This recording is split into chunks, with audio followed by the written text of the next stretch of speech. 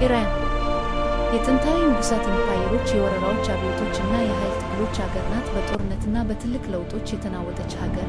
ግን ይህን ኃይለኛ ሀገር ማን አቀረጸ? የኢራንን ታሪክ እንመርምር።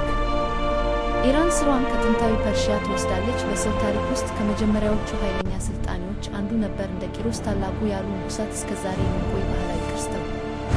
በሺዎች ዓመታት ውስጥ ፐርሺያ ከፍ ከፍ እያለች ወደቀች። በነገሥታት፣ በወረራዎች እና በአስተዋዮች ተቀርጻ ነበር።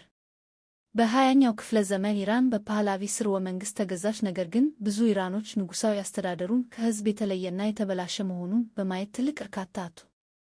በ1979 የኢራን አብዮት ሀገሩን ፈጽሞ ቀየረሻው ተወገደና ኢራን በአያቶላ ሩሆላ ኮሜኒ መሪነት እስላማዊ ሪፐብሊክ ሆነች። ይህም የኢራንን መለያነትና ወደፊት አቅጣጫ እንደገና አወሰነ። ከዚያ በኋላ በተከተሉት አስርተ ዓመታት ኢራን በ1980ዎቹ ከኢራቅ ጋር ጦርነት ገጠማት። እንዲሁም በውስጥ ጉዳዮች ላይ የአስተዳደርና የነጻነት ግጭቶች ተከተሉ። ለብዙ ዓመታት የኢራን መሪዎች በክልላዊ ተጽዕኖ፣ በኒውክሌር ፕሮግራም እና በምዕራባዊ ግፍ መቋቋም ላይ ትኩረት አደረጉ። እነዚህ ፖሊሲዎች ዓለም አቀፍ ማዕቀቦችን እና ውስጣዊ እርምጃዎችን አመጡ። ብዙ ኢራኖች ለማሻሻያ፣ ለተሻለ መብት እና ለኢኮኖሚያዊ ለውጥ ሲጠይቁ ትልቅ ሰልፎች ተከሰቱ። የእስላማዊ ሪፐብሊኩን አቅጣጫ በመቃወም